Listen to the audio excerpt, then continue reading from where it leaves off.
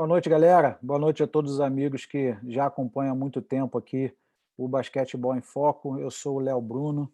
Estou até nervoso hoje com essa galera que está aqui comigo, Bira Belo, Danilo Castro, Eduardo Agra, umas feras que acompanham, que já vêm sendo as vozes do basquetebol brasileiro há muito tempo. O nosso Basquetebol em Foco tem muito conteúdo interessante, muitas clínicas, muitos vídeos para vocês assistirem, mas esse quarteto em debate a gente tenta fazer ao máximo um bate-papo bem informal aqui com os nossos convidados. Convidados de peso hoje, como eu já falei. Eu vou pedir ao pessoal que está com a gente no Zoom para desligar os vídeos, porque a gente mantém esse formato de 4 para a transmissão do YouTube. As perguntas podem ser feitas pelo chat, tanto do Zoom quanto do Facebook. Bira, Danilo e Agra, que estão com o microfone ainda no mudo aí, vamos falar com a gente. Boa noite para vocês, tudo bem? Boa noite, Léo. Boa noite, Agra. Boa noite, Danilo. Boa noite, galera.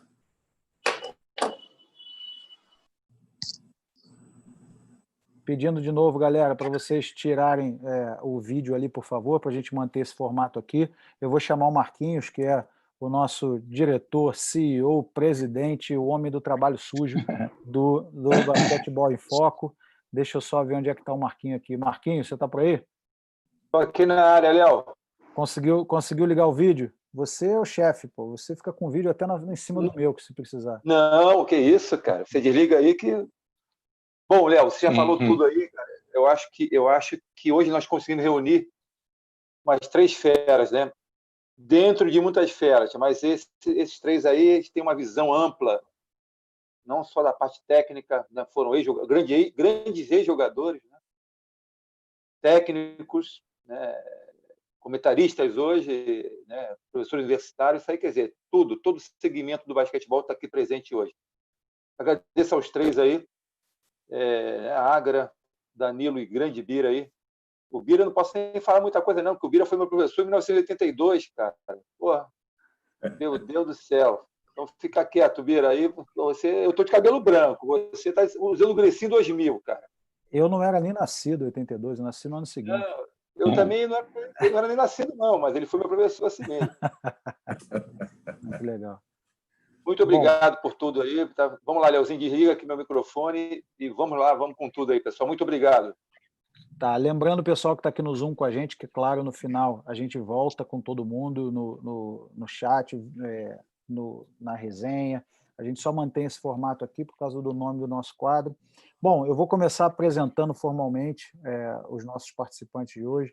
Professor Birabello, que foi meu professor nas Taças de Sala no Rio de Janeiro, tenho muita honra de dizer isso. Ex-jogador do Vasco, da Gama Filho, técnico também do Vasco, da Gama Filho, ele vai falar de outros lugares que ele foi técnico e hoje comentarista do canal Fox. Boa noite, Bira, sua apresentação formal. Boa noite, Léo. Mais uma vez, Agra, Danilo, pessoal que está na sala. É um prazer enorme estar aqui com vocês. A minha vida é basquetebol e na pandemia não poderia ser diferente, né? É basquetebol direto, e hoje eu espero poder passar mais uma noite agradável aqui com vocês. Ontem tivemos uma resenha muito legal com o Edivar Simões, começou 9 horas da noite, terminou 5 horas da manhã, ou seja, é basquetebol direto. Muito legal. Agra, Danilo, quem vai primeiro?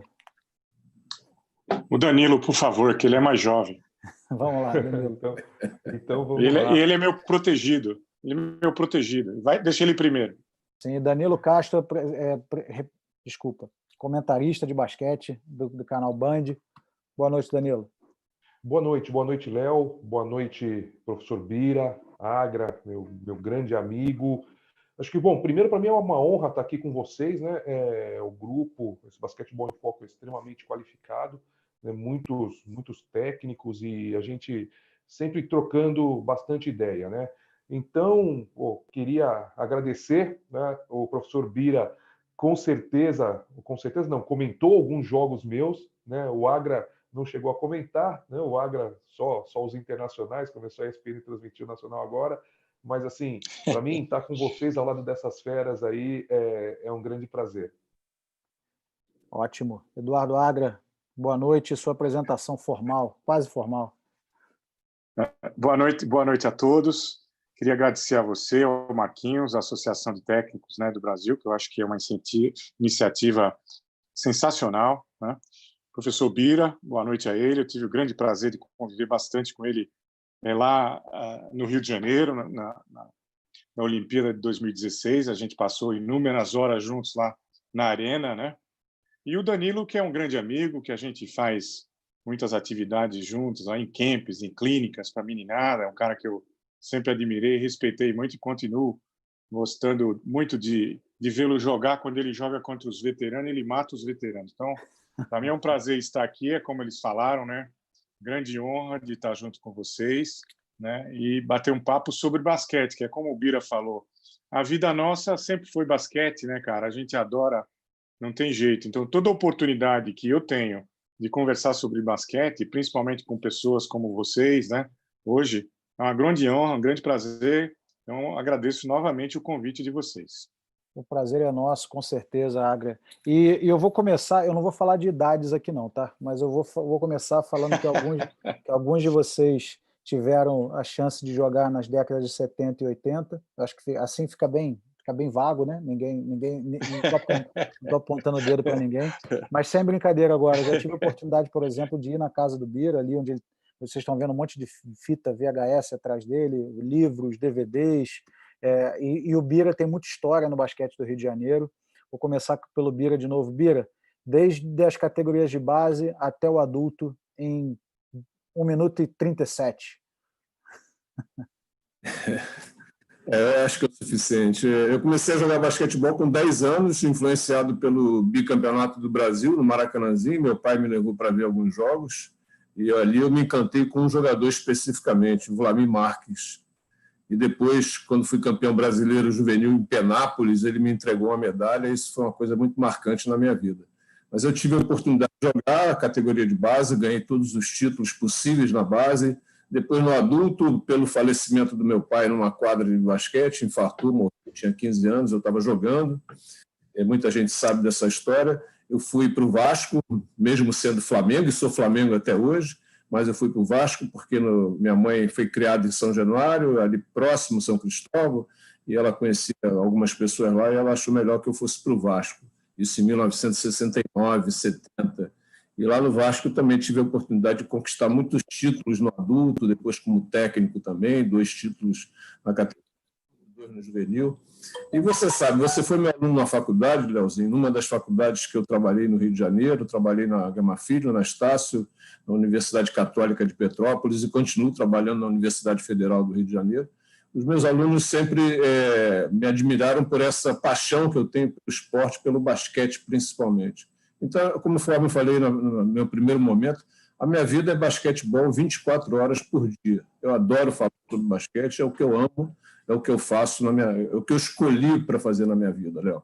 E eu tive essa honra de presenciar isso. Para quem não sabe, o Bira é um dos professores no Universitário Carioca que recebe mais convites para ser paraninfo, professor homenageado em formatura, e isso mostra o quanto que ele tem paixão e quanto que ele realmente ensina muita gente. Eu diria, né, Bira, assim, a grosso modo, 90%, 95% dos seus alunos não são técnicos ou ex-atletas de basquete, e essas pessoas saem dali sabendo o suficiente para ensinar em escolas, clubes, escolinhas, e isso é uma verdade que eu presenciei. Danilo, você é o próximo. História aí em 1 minuto e 37,5. Em 1 minuto e 37,5. Comecei a jogar em 1977, tinha 7 anos, né? Fui bem precoce mesmo. Com 8 anos fui federado, comecei nas mãos da Thelma. Com a Thelma fiquei até os 18, então toda a minha formação, categoria de base, foi com a Thelma. Eu comecei profissional muito cedo, com 16 anos em São Bernardo, e com 18 fui jogar no Monte Líbano, que era aquele time tetracampeão brasileiro com o Edivar, mas eu ainda era juvenil, hoje é primeiro ano juvenil, né? Costumo dizer, Bruno, que com 12 eu era vice-campeão estadual, e quando eu parei com 39, eu parei como vice-campeão estadual. Então foi toda uma carreira ali disputando títulos, estando sempre entre os 4, as primeiras colocações, e eu acho que isso me deu uma visão, uma força de vontade muito grande de estar sempre vencendo, sabe? Nunca tá contente e não estar nas primeiras colocações. Lógico que ser campeão que todo mundo almeja, né? Mas eu acho que o esporte, se é uma das coisas que me ensinou, é isso, né? Tá sempre querendo estar entre os melhores. Isso sempre. Muito legal, Danilo. História maneira. E Eduardo Agra, 1 minuto 36 e 48. Então, eu sou de Recife, nasci em Recife. Eu, quando criança, com 10 anos, eu pensava em ser um nadador olímpico, era o meu sonho, porque o meu clube era muito forte em natação, o Clube Português do Recife. Mas o meu pai, o Newton Agra, que está nos acompanhando aqui na live aos 93, há 5 meses de completar 94, foi um juiz de basquete da FIBA. Então, os mundiais de 5-9, 63, ele apitou Pan-Americano, Sul-Americano. Então, graças à influência dele, eu troquei o meu sonho. Ele me levou para ver um campeonato brasileiro em Belo Horizonte, Minas Gerais, São Paulo. Em Minas Gerais, afinal, jogava o grande José Geraldo de Castro. E depois que eu vi esse cara jogando, talvez um dos atletas mais elegantes de qualquer esporte que eu já vi na vida, ele me inspirou a jogar basquete. Aí eu troquei o meu sonho e falei para meu pai, eu não quero mais nadar, eu quero virar um jogador de basquete olímpico. Aí comecei a jogar aos 17 anos, eu vim para São Paulo, tive a sorte de ir para o Esporte Clube Sírio, que nesse ano de 75 estava começando a formar aquele grande time que até 1980 ia dominar não só o Brasil, São Paulo, mas a América Latina, porque foi campeão sul-americano, brasileiro, paulista e campeão mundial em 1979. Daí eu fui embora para os Estados Unidos em 79, porque na minha posição no Sírio jogava o Oscar e o Marcel, então sobrava pouco tempo para mim e para o Marcelo Vido. Eu cansei de jogar pouco, fui embora para os Estados Unidos. Fiquei lá 4 anos na Kansas State University, me formei lá, joguei 3 torneios da NCAA. Depois eu voltei para o Brasil, aí tive a oportunidade ainda de jogar no Monte Líbano, no Corinthians, no Palmeiras, na Pirelli, e graças a Deus, os últimos 3 anos da minha carreira, eu joguei no Sírio, encerrei a minha carreira lá no meu clube de coração, total de 9 anos de carreira no Sírio. Tem só um detalhe interessante para falar, porque o Bira, ele jogou uma final de Campeonato Brasileiro no Tijuca, pela seleção. Eu não lembro, Bira, se era Rio de Janeiro ou se ainda era Guanabara. E eu estava jogando por São Paulo. Não, Rio de Janeiro, Rio de Janeiro. Rio de Janeiro. Então, você lembra dessa final? Aí hoje eu estava mexendo nas minhas coisas. Depois eu vou mandar para o Marquinhos para eles mandarem para você, se eu não tenho o teu contato direto. Mas tem uma foto que eu estou marcando você. Estava tentando, São Paulo, né? E Rio... tentando. São Paulo e Rio de Janeiro. Na foto você já está uma passada na frente. Mas mandar só um beijo, Léo, para o meu pai. E como eu falei, aos 93 ele está nos assistindo lá em Recife. Um beijão, Pá. Só completando isso que o Agra falou, você sabe que nesse jogo, o Zezé, lembra do Zezé? Jogou no Fluminense? Opa! O Zezé fez um tremendo campeonato. O campeonato foi o melhor campeonato dele, foi a melhor competição dele. E nesse jogo ele zerou. Nós perdemos o jogo, se não me engano, de 4 pontos. 2 pontos, 4 pontos. Aí São Paulo tinha um time muito forte, né? Que tinha o Bira, tinha Oscar, Marcel, Gito, todo aquele pessoal, né? Foi um time bacana, um campeonato bacana. Mas eu achei interessante que hoje, eu estava mexendo por acaso nas fotos no celular, aí me vi marcando você. Eu falei, vou falar de noite lá para eles. Bacana. Pode mandar que eu vou colocar na próxima resenha, quinta-feira.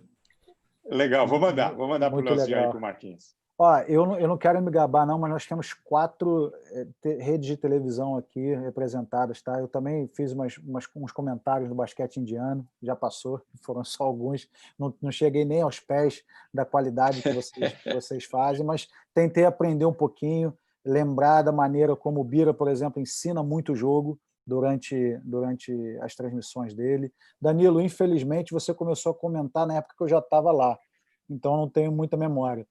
Eu acabei acompanhando mais os seus comentários quando eu voltei da Índia. Mas o Agra também sempre dando muita informação e a gente sabe como que é uma responsabilidade muito grande, né, Danilo? A gente conversava sobre isso antes.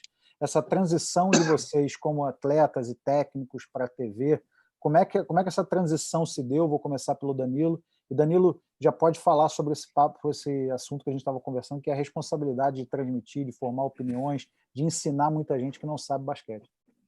Perfeito, né? Bom, a transição, eu digo que esse de tudo que eu fiz no basquete, esse é o mais fácil, que é comentar jogo. transição se deu meio por sorte. Aquilo que eu estava em casa e uma vez o José Neto, que era o comentarista do Grupo Bandeirantes, me ligou que ele ia para a seleção permanente na época. Então eu já estou há 10 anos nessa profissão. E ele pediu para mim cobrir ele uma vez, 2 vezes, e depois ele foi ser o técnico de Joinville. Eu acabei ficando na Band e hoje eu faço todos os veículos do grupo, né? mesmo rádio, televisão, TV aberta ou fechada. A responsabilidade, Bruno, eu acho que ela é enorme. Enorme porque nós temos um microfone na mão. É difícil dividir transmissão, né, Bira e Agra? Acho que a não ser final, acho que não se divide transmissão. Então, quem gosta de basquete está diretamente ligado no que a televisão está passando. No meu caso, a TV aberta, eu tive uma transição. O Zé Emílio, que era o grande chefão lá, o Agra conhece bem, me chamou para uma reunião, falou, cara, perfeito, Band Esportes, mas agora você está falando para um outro público, né? Porque o Band Esportes, a Fox, a ESPN, o pessoal pagou por esse conteúdo e o pessoal entende mais de basquete, né? Quando você fala para a TV aberta, você tem uma responsabilidade muito grande e principalmente quando você, no NBB, começaram a entrar Flamengo, Corinthians, Botafogo. Eu brinco com o pessoal que o time mais difícil que eu fiz uma transmissão foi o do Vitória da Bahia. Que é uma torcida impressionante. E os caras vão participar de rede social e eles vão para cima. Isso até me fez entender o tamanho da responsabilidade de cada palavra que sai da minha boca. Então, meu estilo de transmissão, Bruno, e para todos que estão aqui, é sempre falando daquilo que mais está dando certo, lógico, sem deixar de mostrar, né, apontar alguns erros. É tentar criar ídolos, que eu acho que o esporte não sobrevive sem ídolo, Bruno. Acho que é muito difícil. A gente vê o vôlei, que é um esporte, mas tem o Giba, tem o Tandy, tem o Giovani. Acho que o esporte não sobrevive. O brasileiro gosta do Oscar, gosta do Ayrton Senna. Então, sem querer forçar a barra, tá? Mas assim, sempre enaltecendo aquilo que está acontecendo de positivo durante o jogo. Essa é a minha linha de pensamento nas transmissões, principalmente na TV aberta. Eu vou pelo Agra agora, porque a gente está falando de TV aberta, o Agra trabalha na ESPN, TV fechada, e aí o Bira trabalhou em diferentes emissoras, então eu vou deixar o Bira por último. Agra, como é que foi a sua transição e como é que você vê essa responsabilidade, como o Danilo estava falando? Então, para mim aconteceu muito por acaso, porque uma época eu trabalhei como intérprete de uma agência que tomava conta da Reebok, e a Reebok, desses todos empresas que patrocinaram os uniformes da NBA, foi a que mais trouxe jogadores e técnicos para clínicas, para camps. Então, eu estava numa coletiva de imprensa e depois numa clínica de técnicos, e o pessoal da ESPN foi fazer uma matéria lá. E me viu fazendo a interpretação para o Allen Iverson e na clínica também para o técnico Larry Brown. E um produtor da ESPN, o Luciano Silva, eles estavam precisando, na época, de uma pessoa que, quando fosse necessário, substituísse o Zé Boquinha. Porque o Zé Boquinha estava num time que o Oscar formou no Rio de Janeiro, o Bira deve lembrar, vocês também, que foi o Telemar. Então, em algumas ocasiões, nos jogos da semana, você lembra do Telemar, né? Ele não conseguia voltar, o Zé. Então, eu comecei, um abraço para o Zé, se ele estiver por aí, grande companheiro, grande amigo. Ele não conseguia voltar para São Paulo para fazer os jogos de sexta ou de quarta. Então, eu comecei em 2005, por acaso, como substituto do Zé, na verdade. E lá se vão 15 anos, né? Então, eu fui aprendendo, porque como acho que nenhum de nós três, mas eu não tinha formação formal como comentarista de esporte ou como jornalista, etc. Então, eu fui aprendendo no emprego, né? E é uma coisa que eu sou muito agradecido lá ao pessoal da ESPN, porque eu sempre tive alguém que me dava uns toques. O Cledir Oliveira, o Everaldo Marques, o João Palomino, o próprio Trajano, muita gente, eu não quero deixar ninguém de fora, mas eu fui aprendendo no emprego, né? E a responsabilidade que eu acho é justamente de passar para o telespectador de uma forma objetiva, que você contém a informação que você contenha o conhecimento, mas que você passe rapidamente porque o cara quer ver o jogo. Entendeu? E no nosso caso, como o Danilo bem pontuou, ele trabalha também numa empresa que tem jogos para o grande público, né, que é uma TV aberta. Para nós, o nicho é de gente, muita gente que é especializada, que gosta, que conhece, ou a meninada que está começando. Então, eu acho que é muito importante você passar uma informação técnica, né, tática, né, a informação dos números, das estatísticas, etc., mas que seja uma coisa objetiva. Se você se alonga muito, o cara quer ver o jogo, ele não quer ficar ouvindo você falar muito. Né? E sobre isso, depois, quando eu tiver outra oportunidade na próxima rodada, tem uma colocação muito importante do Tostão, que me ajudou muito a fazer essa transição. Não, manda aí, e a gente vai seguindo. Então, o Tostão, que ele comentava futebol, não sei se vocês lembram, e ele trabalhou muito tempo na ESPN, ele vinha de Belo Horizonte, e ele pernoitava aqui. Ele fazia um jogo no sábado, um jogo no domingo, e uma dessas noites, no meu comecinho, acho que no meu segundo ano lá, ele me falou uma coisa muito importante que eu nunca mais esqueci. Porque ele gostava, acompanhava, ele falava das estatísticas, os números, etc., que a gente mencionava, e ele falou, Agra, é sempre importante você ter em mente o seguinte, a informação, ela não é um conhecimento, tá? Mas o conhecimento não existe sem a informação. Então, você tem que tentar encontrar um equilíbrio, tá? Enquanto você está comentando, entre o conhecimento que você teve como ex-jogador, tá? Com a informação que você tem hoje à disposição na internet. Né? Então, foi uma coisa que eu nunca esqueci, de tentar sempre combinar essas duas coisas. Show de bola. E aí eu vou fazer a transição para você, Bira, falando o seguinte, o Danilo falou sobre a responsabilidade de trabalhar numa TV aberta, o Agra falando sobre esse público que gosta de basquete, que quer assistir o jogo, que vocês têm essa responsabilidade de não fazer a coisa ser muito maçante em termos de informação, mas ao mesmo tempo dar as informações que são necessárias para que o jogo seja entendido. E aí eu vou tentar fazer um bolo aí dessas emissoras que você já trabalhou, Sport TV, Esporte Interativo e Fox, não é isso? Fox agora. E eu me lembro muito, e aí eu vou concordar com os dois, eu me lembro muito de muita gente que começou a assistir basquete por causa da NBA na ESPN. Muita gente que começou a assistir basquete por causa do Campeonato Brasileiro da CBB, ou porque assistiu nas Olimpíadas com comentários seus. E aí muita gente que te via na faculdade, mas já tinha ouvido falar você falando no Sport TV. Sport TV, um dos primeiros canais brasileiros ali de TV por assinatura. Então, essa transição sua, claro, que foi a pergunta que eu fiz para os dois, como que foi das quadras e da sala de aula para a TV, e essa responsabilidade, como que você vê isso nesses, sei lá, 30 anos mais aí que você vem trabalhando como comentarista? A minha história como comentarista ela começou um pouco antes do Sport TV. Eu fiz alguns jogos pela Manchete, a extinta Manchete, mas também assim coisa muito esporádica. E em 1994 eu estava como subsecretário de esportes do município do Rio de Janeiro. Eu estava na minha sala, olha que luxo, hein? Eu tinha uma sala, estava na minha sala e de repente tocou o telefone.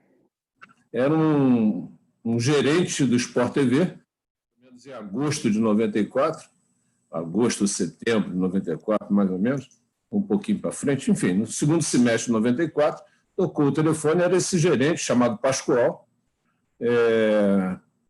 me convidando a fazer um jogo de basquetebol na Copa América. O Sport TV ia começar a fazer uma Copa América, e eles tinham convidado já 3 técnicos. O Miguel Ângelo foi o primeiro a ser convidado, porque ele estava na vitrine, né, campeão mundial em 94 com a seleção feminina.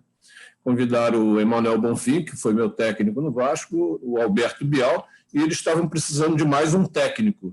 Eu, até final de 93, eu estava dirigindo o Vasco, fui campeão em 92 adulto, e em 93, ao final do ano, quase no final do ano, saí, fui mandado embora, e eu fiquei sem clube em 94. Quando fica sem clube, você sai um pouco da vitrine, as pessoas, principalmente aquelas que não são do esporte, aí mesmo que não te conhecem, né? E esse cara pediu ao Miguel Ângelo, que era o cara, né? Era a bola da vez no basquetebol brasileiro. Pô, Miguel, me indica um técnico aí, não sei o quê, estou precisando de mais um, a gente quer formar 4 técnicos aqui para essa Copa América. E o técnico falou, pô, convido o Bira, foi meu professor na faculdade, lá na Gama Filho, meu técnico do Vasco e tal.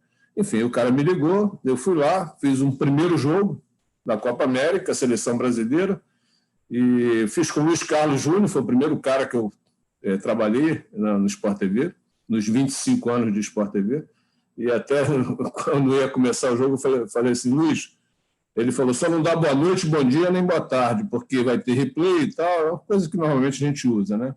E eu falei, tudo bem, mas aí como é que eu falo? Alô, amigos? Como é que você fala, Luiz? Ele fala assim, alô, amigo do Sport TV. Eu falei, vou falar também. E ficou isso até o final. E eu fiz o primeiro jogo, fiz o segundo jogo, fiz o terceiro jogo da Copa América, e o Pascoal me chamou para fazer a final da Copa América. E depois, 2 semanas depois, eles estavam comprando o Campeonato Paulista masculino e feminino, e eles me convidaram para trabalhar lá. E eu trabalhei de 94, depois dessa Copa América, até início de 2018, com um bom tempo de Sport TV. Então, a responsabilidade que eu vejo, e sempre me preocupei quando eu entrava para fazer um jogo, para fazer uma transmissão, era de poder, primeiro, respeitar todas as pessoas, né? Porque você com o microfone na mão ali é muito fácil, e as pessoas acham que é fácil, né? Você ficar falando bobagem ali, ficar atingindo, né, com palavras outras pessoas. Não, você tem que ter cuidado, porque foi o que o Danilo falou. Toda palavra que sai da tua boca, às vezes pode ser mal interpretada e já foi. E aí é difícil você explicar, né? Então você tem que ter muito cuidado, tem que ter muito tato, você tem que procurar passar e fazer uma transmissão para, principalmente, eu sempre tive isso na minha cabeça, para as pessoas que não entendem muito. Eu tive um gerente lá no Sport TV, que depois de um jogo, ele na segunda-feira me chamou na sala dele e falou assim, olha, ô Birabello, minha mãe mandou perguntar quem é o jogador da posição. Porque se fala muito, né? Pick and roll, posição 1, não sei o quê, agora está o tal do flare e tal. Mas às vezes quem está comentando e quem está narrando, principalmente, não explica. E quem está em casa não entende nada. Principalmente, e nós fizemos uma pesquisa, mais de 90% das pessoas realmente não entendem da modalidade. Então, você tem que ter essa preocupação de explicar. Eu expliquei para ele, fulano, olha, isso, mas olha, só te coloco o seguinte, eu não estava na transmissão ontem, quem estava na transmissão era o meu... Legal. Quer dizer, eu já dei a explicação para o cara, mas eu vejo isso, a responsabilidade enorme. Não é fácil você comentar, não é fácil, porque você tem que se preocupar com muitas coisas, e principalmente você tem que se preocupar com aquilo que você está falando, porque às vezes você fala que o time está marcando mal, o técnico pode tomar aquilo como pessoal, e não é pessoal. Você está analisando uma situação tática que se apresentou naquele momento do jogo. Ótimo. Bruno. Agra, deixa eu só pedir o Agra para virar a câmera dele aí. Agra, a tua câmera ficou... Peraí, agora voltou. Ela estava deitada, mas não estava deitada, e o teu microfone está desligado. Posso só dar uma complementada aqui no professor Bira, o que ele falou, cara? Pode. Aconteceu um lance muito engraçado quando a gente começou a transmitir o NBB na TV aberta.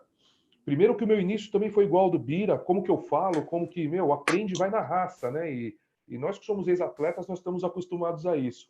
Mas eu lembro que numa transmissão, eu falei, o Alex caiu no poste baixo. E o narrador, eu não lembro se era o Oliveira, se era o Ivan Bruno, os caras, eles olham para o meu lado, que é poste baixo, meu irmão? Então, o que é um fadeaway? Principalmente na televisão aberta, porque se eu falar na cabo, acho que a maioria vai saber, porque pagou pelo conteúdo. Na TV aberta, o narrador vê o que é isso que você está, o que é um poste baixo? Então, eu posso até utilizar esses termos, fadeaway, step back, eu tenho que explicar. E a gente, o Bira e o Agra, sabe que a gente não tem muito tempo também para ficar falando, né? A transmissão é mais do narrador do que nossa, e a gente sabe o que acontece, a gente começa a falar demais. Mas, assim, falou, tem que explicar. E isso é muito engraçado que o Bira falou, porque é igual, né? As pessoas, às vezes, elas não sabem o que quer dizer, e você vai e solta, porque nós estamos vivendo nesse meio, para a gente acaba sendo uma coisa normal. Muito legal. O Agra, o Bira falou de uma coisa que me chamou a atenção. Ele falou sobre, muitas vezes você faz um comentário sobre uma equipe, um técnico, e aí o técnico ou o dirigente, ou o próprio torcedor que está assistindo, não deve se sentir ofendido porque você falou que fulano está jogando mal, porque a defesa está errada, porque o ataque está desorganizado, alguma coisa assim. E você trabalha muito mais com jogos internacionais do que jogos nacionais, né? Ou trabalhou, não sei se agora está tendo uma transição disso na ESPN. Existem algumas diretrizes, alguns pedidos da NBA, e eu vou explicar o meu posicionamento. Quando eu comecei, porquê da minha pergunta, desculpa.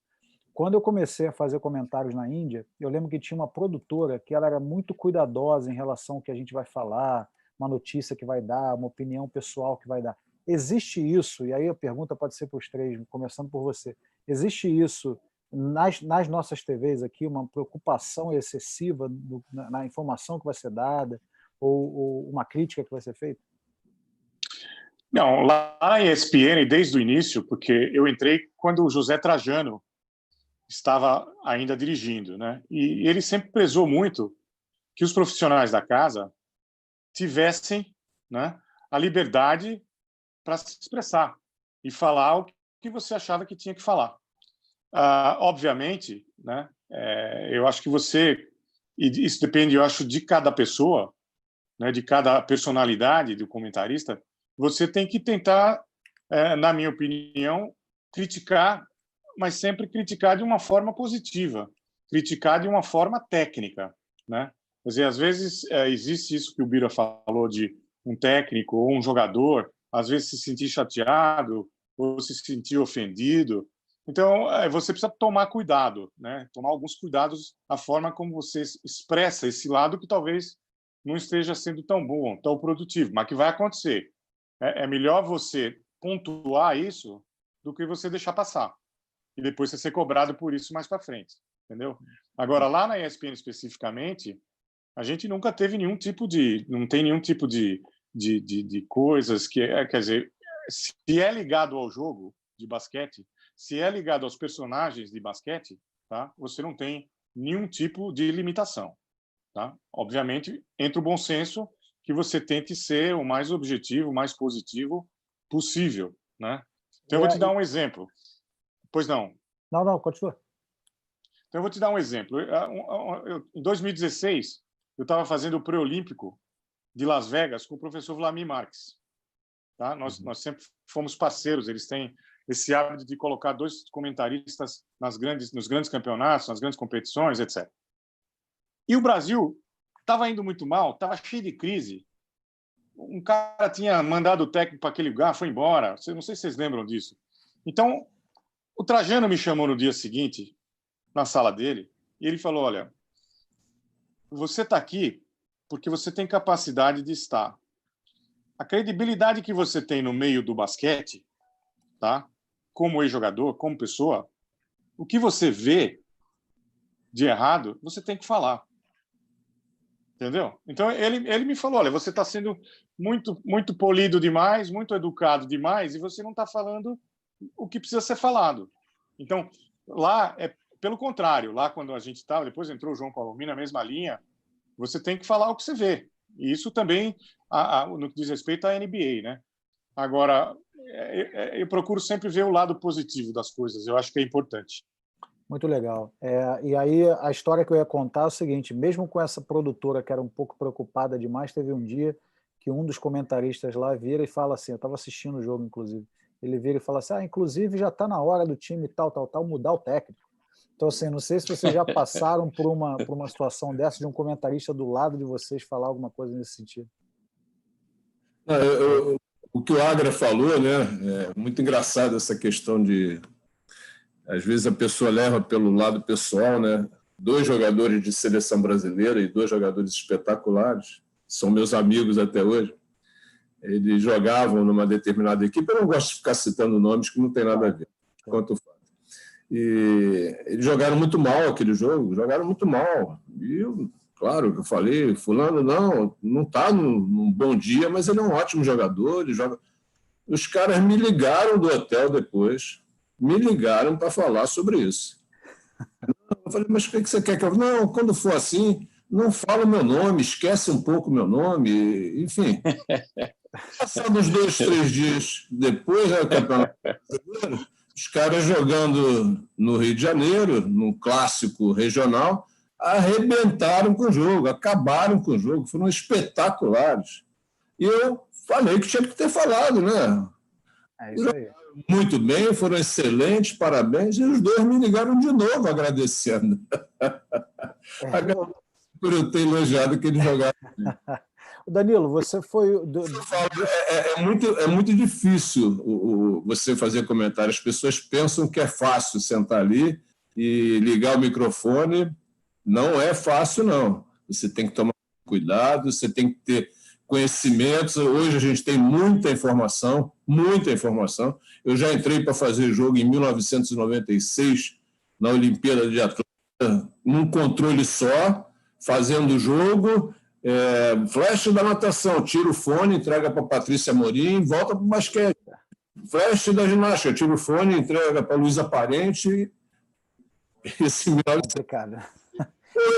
Hoje é tranquilo, hoje é fácil. Eu ia perguntar ao Danilo o seguinte, Danilo, você, dos três, é o que parou de jogar há menos tempo, né? Mais recentemente. E você já teve a oportunidade, por exemplo, de ter o Bira comentando seus jogos, e aí talvez tenha tido alguns desses momentos aí que ele narrou. Tem fita aqui, ó, tem fita dele aqui. Olha aí.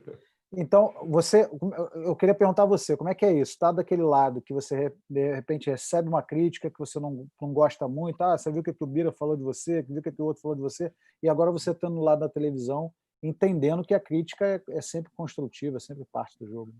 É muito engraçado isso, é muito legal, Bruno, porque, como se o jogador, você pensa de um jeito, a hora que você para de jogar, até a maturidade do ser humano, se você acaba pensando de outro. Mas eu fui um cara que eu não posso reclamar, que eu sempre fui muito elogiado por todos os comentaristas, seja o Bira, o Vlamir, o Lula comentava também. Então eu sou um cara que não tenho muito isso, não. Agora, entendo bem o que o Bira falou e o Agra também. Porque quem escutou a crítica não foi o jogador, alguém escutou e passou para o jogador da forma que entendeu. E eu duvido muito que o jogador foi pegar o jogo, escutar de novo. Então é um telefone sem fio. Eu passei isso uma vez, tá? E eu tenho muita sorte na minha vida de ter ao meu lado pessoas muito experientes. Então, aqui, vai de novo. Desculpa, Agra. Vai de novo. O Agra é meu grande mentor, e ele sabe disso. Mas eu comento o jogo ao lado do Álvaro José, eu tô com o Ivan, eu tive meu aprendizado todo com o Ivan Zimmermann, eu tenho um Elia Júnior do meu lado. Esses caras são monstros na comunicação. E o dia que aconteceu isso comigo, eu até pelo contato que eu tenho com os jogadores, eu parei de jogar há 10 anos, eu joguei contra muitos desses caras que estão jogando hoje. Eu fiquei meio chateado, falei, porra, mas o cara, e eu nem quis, ele falou que eu falei uma coisa que eu não disse. Sabe aquele telefone sem fio? E aí o Elia Júnior virou para mim e falou assim, a mesma coisa que o Trajano falou pro Agra. Falou, Danilo, só que foi essas palavras. Comentarista bonzinho é comentarista desempregado. Toca o pau. Porque se você não... E se falou também, falou, assume e vai. Tem algumas coisas que eu não me permito fazer. Por exemplo... o técnico demorou para pedir tempo. Pô, eu acho particularmente que eu estou expondo um técnico a uma situação porque é a minha opinião e de repente ele tem o grupo na mão, ele sabe que de repente uma substituição ele não vai precisar pedir tempo. Então algumas coisas realmente não saem da minha boca. Mas uma crítica, sim, né? Uma substituição que não deu certo. Até porque eu sou engenheiro de obra pronta, né? Eu comento aquilo que já aconteceu. É isso aí. Eu só tive um ano de... Vou anotar essa, engenheiro de obra pronta, gostei dessa. Eu só tive um ano num comando técnico de uma equipe sub-16, foi um excelente trabalho, mas eu pude perceber que ali é muito difícil, cara. Você errou, você perde o jogo. Né? Se eu errar, eu tenho como consertar, eu dou uma errata, o cara errou 3 arremessos, mas matou a bola decisiva, você exalta o cara. Então eu entendo, por isso que eu falei no começo que a minha profissão hoje é uma profissão mais fácil de todas que eu exerci dentro do basquete. Mas, assim, realmente, essa foi uma situação que me chateou, mas eu tenho pessoas do meu lado sempre que me cercam e falam, cara, agora você é diferente. Você não falou? Falou. E se falou, banca. Né? Não tem, porque comentarista bonzinho é comentarista desempregado. É isso aí. E vocês são embaixadores do jogo, né, Bira? Eu gosto muito desse termo, Agra também. Nós somos embaixadores do jogo. Vocês visitaram países diferentes, vocês sabem que existem culturas diferentes, mas o Brasil, eu acho que de alguns anos para cá, começou a ter um boom aí de transmissões de basquetebol, com o novo NBB, com mais emissoras transmitindo a NBA, com mais opções de transmissão também, através dos aplicativos. Hoje a gente tem o DAZN também, transmitindo Euroliga, transmitindo jogos de basquete universitário. Não, basquete universitário na ESPN Watch. Mas tem muita coisa que você pode assistir. Eu lembro que alguns meses atrás, antes da pandemia, que parou tudo, eu, às vezes, num grupo de WhatsApp ou outro, mandava assim, galera, tem um jogo tal agora. Os caras, onde é que você está vendo isso? Você tem aplicativo, às vezes dá para ficar com o aplicativo na mão, o iPad na outra, e você está vendo 2 jogos ao mesmo tempo. Como é que isso mudou para vocês em termos de velocidade de informação? Eu, por exemplo, estou aqui conversando com vocês, o Marquinhos já colocou uma notícia ali. Notícia quente, Guerrinha acaba de ser eleito o melhor técnico. Então, assim, a gente está aqui ao vivo e está entrando a notícia. Vocês estão lá numa transmissão ao vivo, entra uma notícia, entra uma informação. Como é que é lidar com isso, com essa velocidade de informação e opções de transmissão para todo mundo?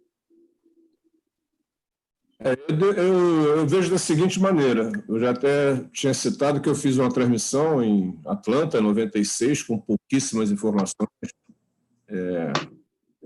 Fazia, às vezes, alguns jogos. Eu me lembro que eu fiz um jogo um dia de semana, à tarde, amigos de não sei quem contra amigos de não sei quem na Itália. Cada time tinha 15 jogadores, depois, no decorrer, entrou o filho do não sei quem, entrou sobrinho. E aí a bola está com o A, vai para o B arremessou, o C pegou o rebote. Enfim, hoje você tem muito mais informações. Eu sempre fiz a produção dos meus jogos, porque, infelizmente, é uma coisa que eu vejo muito falha, né, a questão da produção. Hoje, por exemplo, eu estou no Fox Sports, o pessoal lá faz uma produção muito bacana, mas eu já me acostumei a fazer a produção dos meus jogos. Então, eu tenho os meus cadernos. Eu vou fazer um jogo, Agra, eu fico 2 horas, 3 horas no dia anterior. Eu vi. Lá no Rio de Janeiro, lá na arena, o Bira chegava, na verdade, embaixo do braço. Todos os jogos do dia, ele ia fazer 1 ou 2 às vezes, né, Bira? Mas ele chegava com os cadernos dele, eram cadernos mesmo, né? Ele não está brincando, não. Ele chegava embaixo do braço, e enquanto a gente ficava lá assistindo o jogo que a gente não estava trabalhando e conversando, ele sentava lá no caderninho, cara, não tirava o olho. Ficava lá horas na arena. Eu gosto de fazer isso. Por isso que eu ri, porque eu lembro você chegando, o primeiro jogo começava, sei lá, 1h da tarde, que fosse, às 11. Quando dava 10h30, ele estava por lá com os caderninhos embaixo do braço, ó, conversava, era educado, atencioso, mas ficava o tempo inteiro nos caderninhos, eu lembro disso. Eu gosto de fazer isso. Eu sempre gostei de escrever.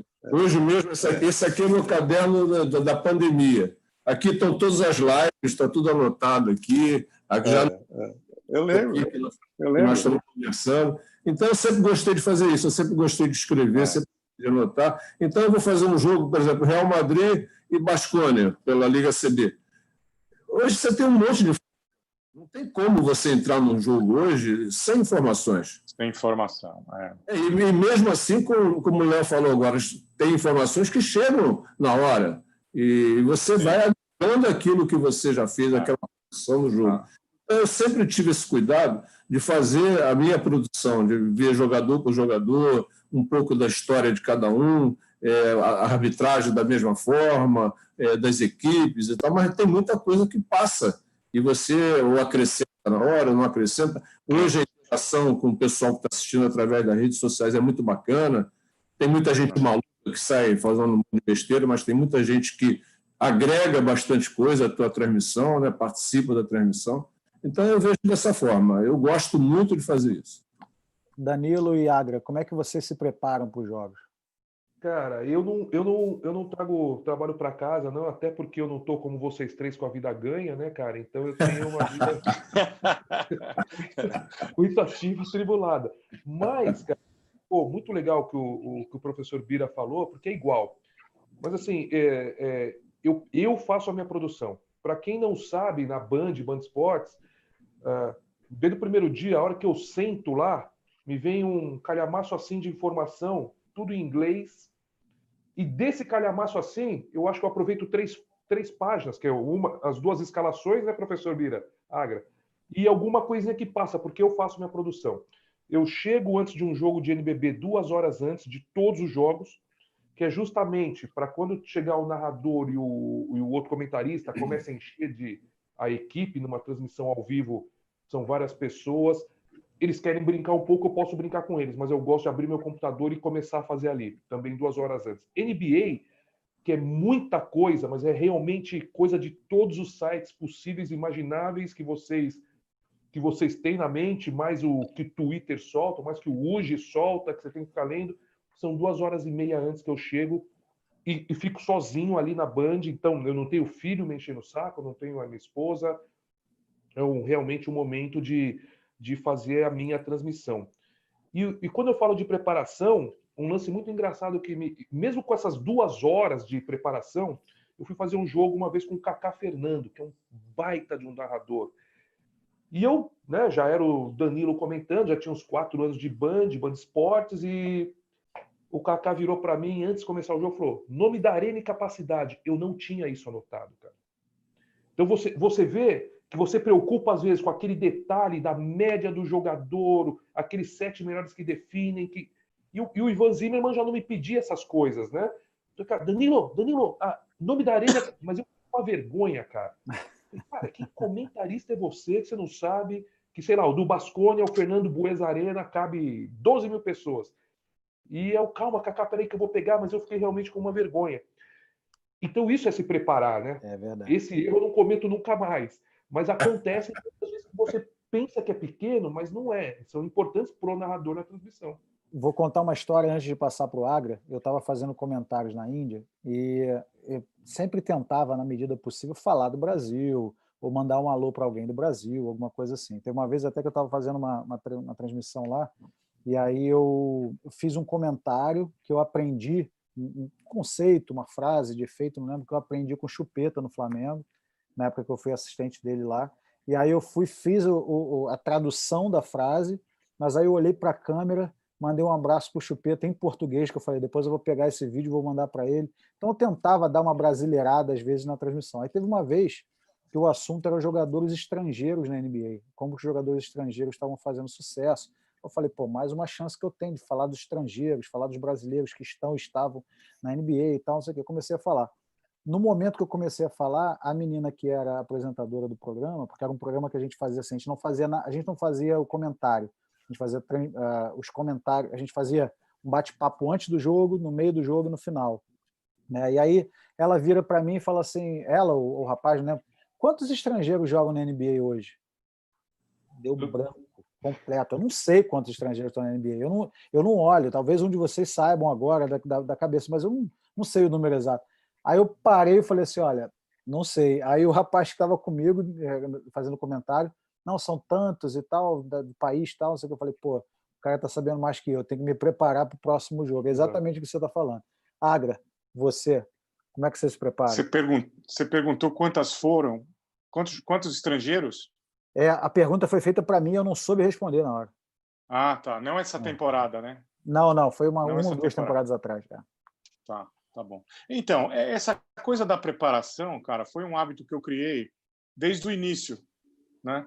Então, eu percebi, no caso da NBA, por exemplo, ou do college basketball, tá? Porque a gente não passa no Watch só, não. 2 vezes por semana, segundas e terças, a gente passa o college basketball na ESPN. Eu estou fora do Brasil, durante a temporada. Eu só assisto então, no Watch.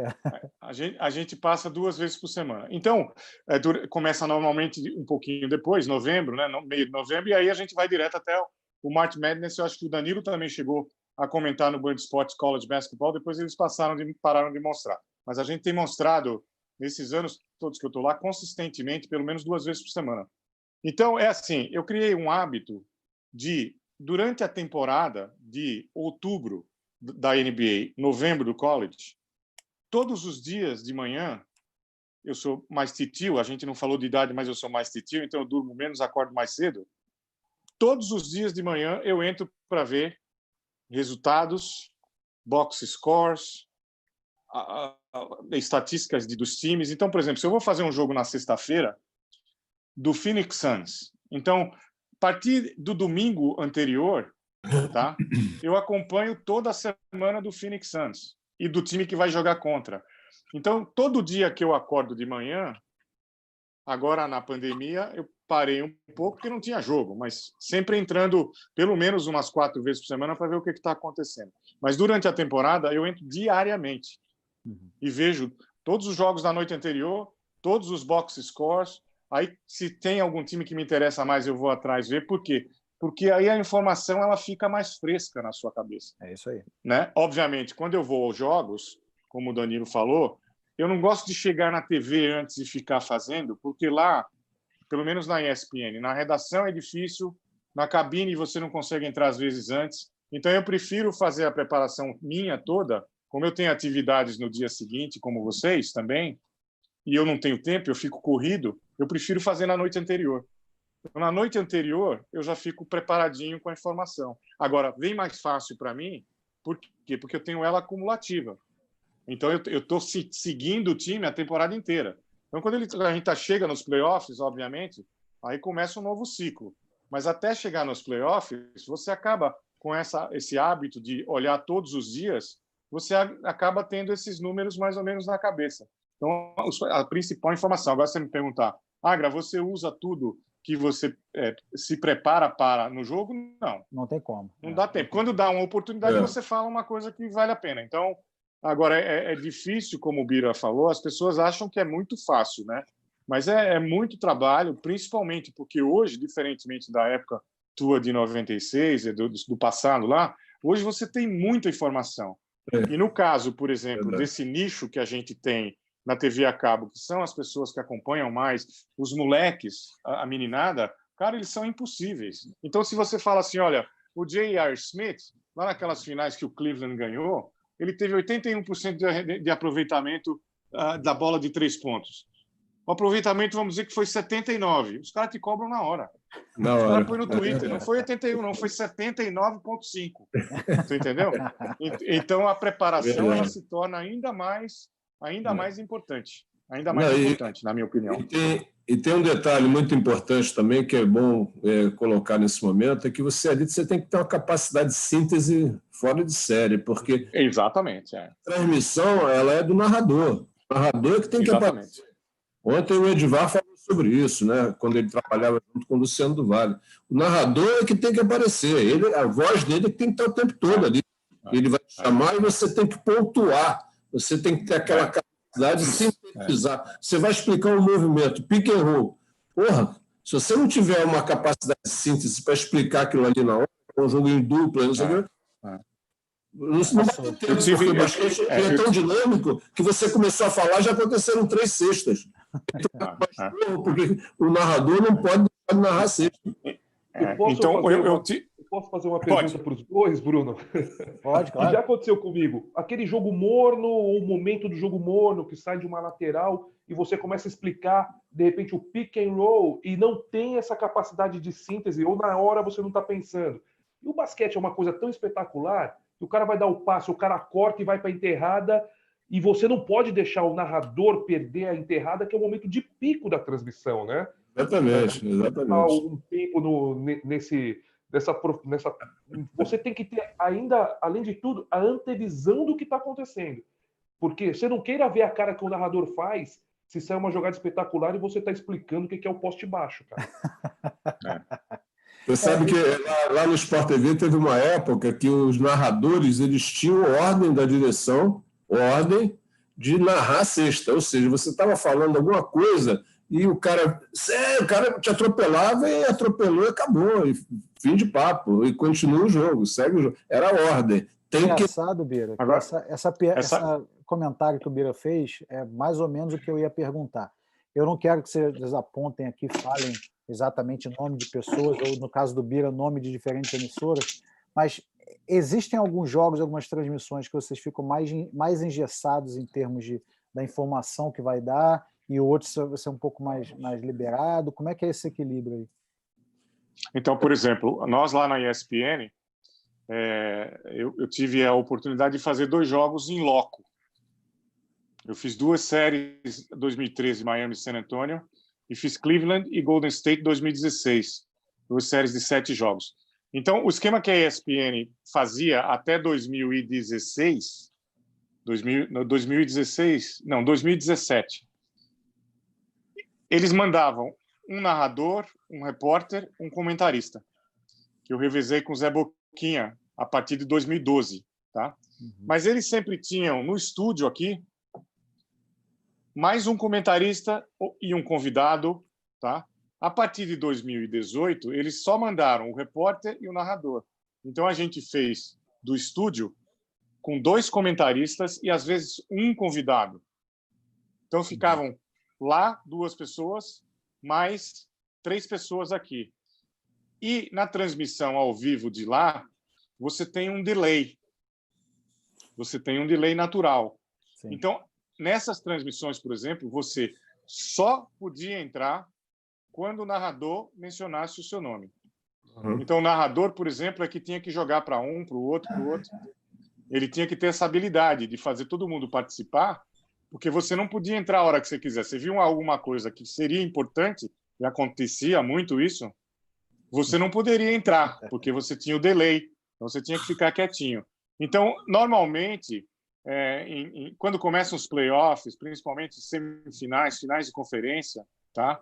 Os jogos são muito próximos no final, tá? Então a gente tem uma regra não escrita que a direção menciona. Ó, nos últimos 3 minutos, o jogo está no pau, você deixa na mão do narrador. Se ele te chamar, você entra, senão você vai para casa quieto. Entendeu? Então lá a gente tem essas limitações. Mas durante a temporada regular, os playoffs até essa fase, invariavelmente você entra. Aí vai o teu bom senso, né? De não atrapalhar, como o Bira falou, o narrador. Porque o cara em casa, na verdade, ele quer que você toque e saia. São lições importantes que eu aprendi com o João Palomino. Para entrar lá, eu fiz o meu teste com ele. Esse cara foi um grande mestre para mim. Eu entrei com ele, eu fiz muitos jogos com ele nos 3 primeiros anos, enquanto ele ainda narrava, né? E ele falava, é muito melhor você tocar e sair, tocar e sair, tocar e sair, entrar mais vezes do que você entrar menos vezes, se alongar. Porque o cara em casa ele vai ficar bravo com você. É verdade. Então, foi um hábito que eu adquiri de entrar rápido, sair, entrar rápido, sair, entrar rápido, sair. Eu já falei isso, a gente conversa muito, eu e o Danilo, a gente já fez muita coisa junto de camps, de clínicas, e a gente conversa muito sobre essas coisas. E ele foi, para mim, um mentor muito importante, o João Palomino. Muito importante. Mas como é que você chega no tom certo também? Porque aí sou eu aprendendo com os 3 aí. Eu lá na Índia, até por ser um idioma diferente do meu nativo, né, eu falo menos em inglês do que eu falo em português. Né? Em português a gente está o tempo inteiro. Então, eles já falavam para mim o contrário. Léo, você precisa falar mais, você está muito tímido, parece que você não está alegre, parece que você não está solto. Mas aí tinha dias que eu sentia que eu me excedia. E aí atropelava alguém e tal. E como é que é isso, Danilo? Como é que faz essa brincadeira aí, esse tom certo? Léo, você só vai aprender fazendo, cara. Como foi, acho que o Bira, ele falou, o Agra também. O meu início era muito assim, era totalmente engessado, até porque eu tava com ícones, eu cresci vendo o Ivan Zimmerman narrar na ESPN americana, cara. O Álvaro José é o Mr. Olimpíada, os caras estão do teu lado. Então, pô, deixa eu ficar quieto aqui, acho que, sabe, todo contraído o corpo até para não atrapalhar o menos possível.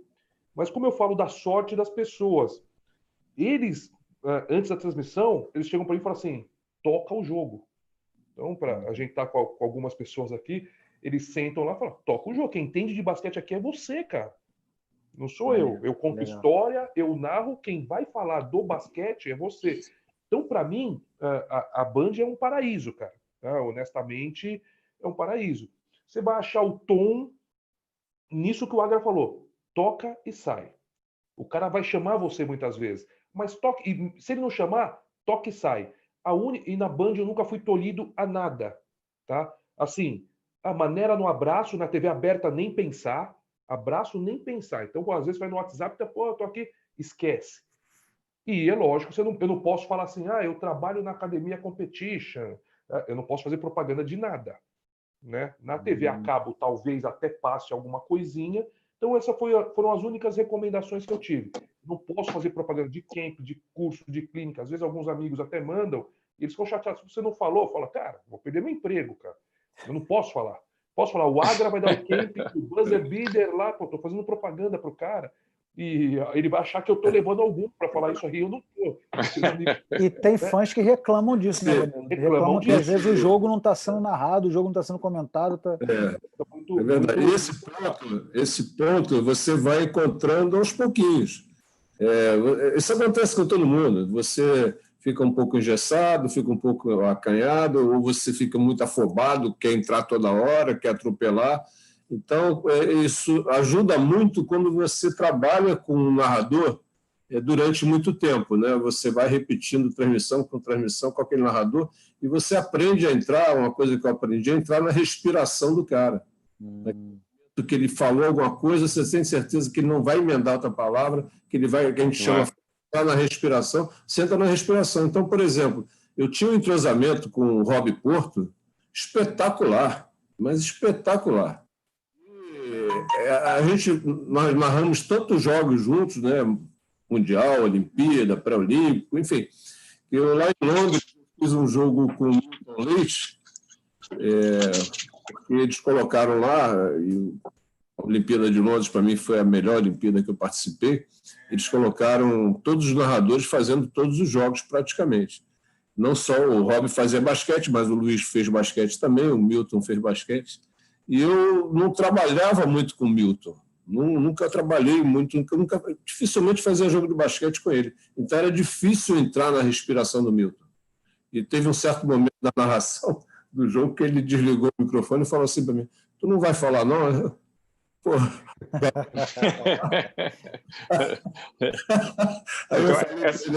Aí eu falei, estou esperando você dar um tempinho. Eu fazia muito jogo na lateral da quadra. Você está acostumado a fazer com o Rob, né? É que não pode deixar buraco na transmissão, né, professor? Eles pedem isso também. Não deixa buraco na transmissão, cara. Na respiração do cara você tem que entrar. Você não pode ficar vazia ali. Né? Então isso ajuda muito. Isso ajuda muito. E nesse jogo específico com o Milton Leite, por 2 vezes eu chamei, é isso mesmo, Rob. Não, Milton. Aí daqui a pouco, Rob, não, Milton. No final do jogo ele falou assim: além de você não falar, você me chamou de Rob 2 vezes, hein? Você fez muito jogo no lateral de quadra, né, Bira? O barulho também atrapalha muito, né? O que está acontecendo ali, ginásio pequeno. Depende, por exemplo, eu sempre gostei de fazer jogo ali na quadra. Antigamente o pessoal não colocava a gente na quadra, colocava, por exemplo, lá em Franca, lá no Pedrocão, o Agra conhece, o Danilo conhece. Se você fizer os jogos lá de cima da cabine, que eles chamam de cabine, se você sentar, você não vê a quadra. Se você sentar, isso aí. Ou você faz um tablado, a equipe de produção vai chegar, vai fazer um tablado para você poder ver a quadra, ou você faz a transmissão toda em pé. O Maracanãzinho, na época dos Jogos Pan-Americanos, aqui no Rio de Janeiro, 2007, eles fizeram uma reforma no Maracanãzinho. Nós fizemos um jogo lá, transmissão do Sport TV, botaram a gente lá em cima na cabine. Quando nós chegamos para fazer o jogo, Agra e Danilo, sentado, você não via a quadra. Como é que você fez uma reforma, cara? Você senta na cabine para fazer a transmissão, você não vê a quadra.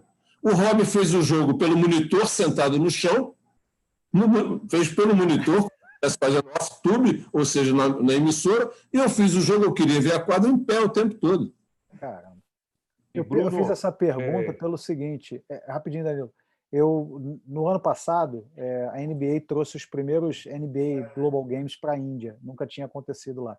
E aí, no primeiro dia, na sexta-feira, eu fui escalado para fazer o comentário na quadra. Então, uma honra muito grande. Primeira vez que a NBA vem para a Índia. Eu estou lá, de terno, na quadra e tal.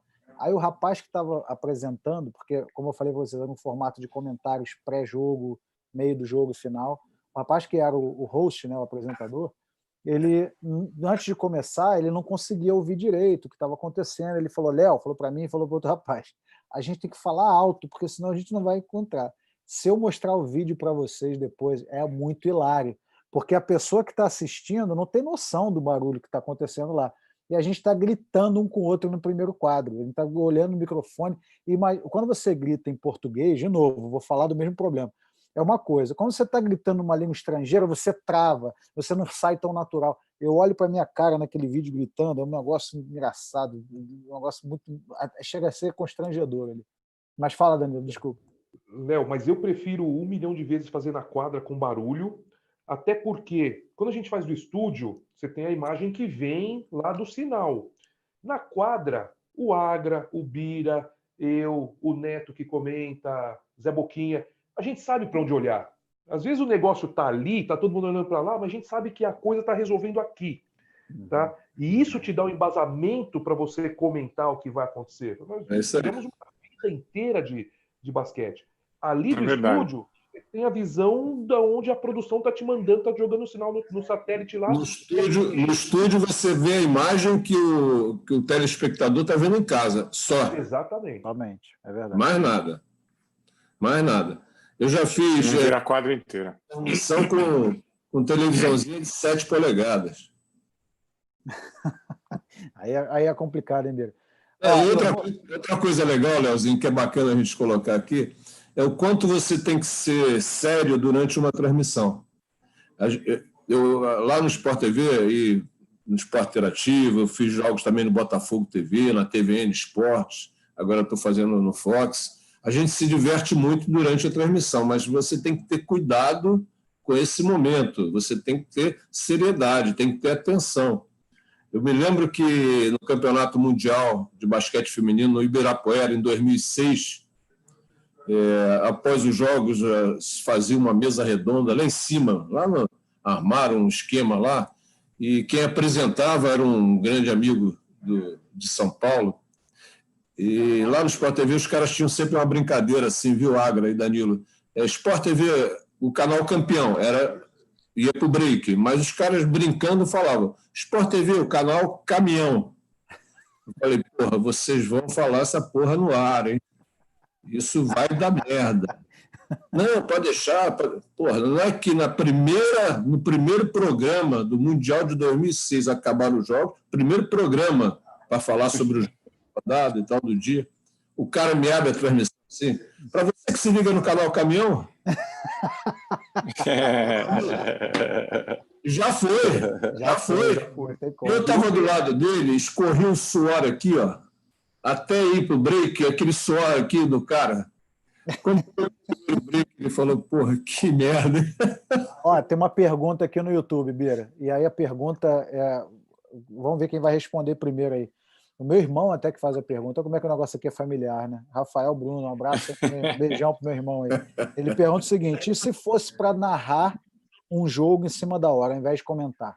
Não sei qual é a situação que ele está pensando. O narrador não veio e tal, daria para encarar? Quem já passaram por isso? Eu vou. Cara, eu fiz acho que uns 6 anos com o Ivan Zimmerman, cara. Vocês não têm noção do que é o Ivan Zimmerman. Não sei se vocês já comentaram com o Ivan. O Ivan é um cara assim que, se você chegar tenso, você vai ficar descontraído, porque ele é o cara dos jargões, ele é um cara muito divertido, ele sabe botar o jogo no pico e tal. O Ivan, ele é muito engraçado. Parece que ele não tá ligado, mas ele tá. Só que um dia o jogo foi pro intervalo, o cara precisava ir pro banheiro. Mano, essas histórias tem várias. Tem que ir pro banheiro, cara. E eu sou o comentarista, então eu não abro. Olá, amigos, assinantes do Band Esportes. Não, eu sou a segunda voz. O Ivan não voltava do banheiro, mas ele tava ruim, cara. Tava ruim. E os caras falavam, você vai entrar. Eu falava, não, mas eu tenho que comentar o jogo no intervalo. Você vai entrar. Vai... E é assim, vai entrar, porra! O cara deu um grito tão grande na minha orelha, eu falei, então, e vamos aqui, porque o Ivan teve uma disposição. Era um NCAA de madrugada que acabou não tendo nenhum reflexo em lugar nenhum. Mas assim, tem várias histórias engraçadas de comer pizza, de... Gente... É uma coisa muito, muito bacana, mas já não dá para já passou por isso? Não dá, né? É diferente, né? Não dá. Já passou por isso, Agra? Já passou por isso alguma vez? Não, eu tive algumas ocasiões, assim, no intervalo só, né? Que o narrador vai ao banheiro, quando ele volta já está no ar, mas aí ainda está no intervalo. Eu já entrei algumas vezes, mas aí eu comento do que aconteceu no primeiro tempo, entendeu? Aí é mais simples. Agora, eu trabalho há 10 anos, eu acho agora, esse ano, com o Rômulo Mendonça, né? Que é um cara que nos últimos anos aí... Também, né? Então, acabou ficando, né, com essa coisa de ser muito engraçado, e as pessoas às vezes até confundem isso, porque é um cara super preparado. Eu nunca entrei na cabine com esse cara para ele não estar pronto para o jogo. Então parece que é aquele cara louco que fala que nem o estilo Ivan, né? mais contido, mas que também tem esse lado cômico e etc, etc. E as pessoas às vezes confundem isso, porque ele é um cara muito, muito preparado. Ele não chega em jogo nenhum sem estar preparado, sem ter estudado, sem saber as coisas, entendeu? Mas ele, de vez em quando, por exemplo, quando eu faço jogos com ele, tá? Eu que sempre tive um estilo mais assim sóbrio, mais quietão, como você, de não ficar com muita risadinha aqui. Cara, com ele, eu antes de sair de casa, eu preciso me concentrar. Entendeu? Porque se você entra na pilha dele, cara, quer dizer, não é nem pilha, né? Ele tem muitos bordões, ele é muito criativo. Acontece alguma coisa, ele já sai falando. Aí eu dou risada mais hoje do que eu dava antes. Entendeu? Eu morro de rir do porteiro do Enem, quando ele fala do porteiro do Enem. Então, eu preciso me concentrar para não entrar na onda dele, entendeu? Então, ele uma vez me fez fazer no ar, de brincadeira, o narrador despreparado. Entendeu? Aham. E aí, só para brincar, porque ele fez para a gente brincar mesmo, eu narrei durante, sei lá, 50 segundos, o narrador despreparado. Então, você falava assim, ó, o número 10 passa para o número 8, o número 8 passa para o número... Arremessou o número 11, pegou o rebote do número 13. E esse é o narrador despreparado. Eu fiz isso uma vez com ele. Muito interessante. Muito legal. Bira, alguma situação engraçada dessa? Eu tive uma situação mais ou menos parecida com a do Agra, mas na volta do intervalo, né? Aí fica mais fácil. Agora, na abertura do evento, a abertura do jogo, aí é muito difícil acontecer, né? E quando... cadê fulano? Não chegou ainda, não sei. Tem o stand-by, tem o cara lá de baia, faz em todas as emissoras, e o cara está pronto ali para narrar, caso o titular não apareça, enfim. Mas na volta de intervalo, o jeito é fazer isso que o Agra fez e que eu já fiz uma vez também. Sair falando sobre o jogo, sobre o que foi o primeiro tempo, enrolando o máximo que puder o cara voltar do banheiro. O famoso embromation, né? Mas é legal. Quando eu falo que a questão de você tem que estar sério ali, é exatamente porque o Agra falou, você não entrar na pilha, porque... A transmissão, as pessoas não têm noção do que é uma transmissão. A transmissão é muito engraçada, você se diverte muito na transmissão, mas você tem que ter cuidado. Tem que ter cuidado para o microfone estar fechado, tem que ter cuidado que vai falar, não é a hora de falar. Quando acaba, o cara pensa que acabou, mas está no ar ainda. E tem histórias muito engraçadas, né? Na televisão. Então, é exatamente por isso, porque a pessoa... ela não está focada exatamente naquele momento, que é um momento muito sério. Você vai brincar, você vai falar durante a transmissão algumas coisas que todo mundo vai rir, não sei o quê e tal, mas você tem que estar sério ali, porque você corre um sério risco de, nessa descontração total, uma besteira, falar uma coisa que não é muito legal, e isso aí vai depor contra você. Eu vou encerrar daqui a pouco, mas eu vou dar a oportunidade de vocês de duas coisas. Uma pergunta de uma das pessoas que está assistindo no YouTube, chamado Rafael Romano. Ele pergunta qual foi o momento mais marcante para vocês como comentaristas. Agra.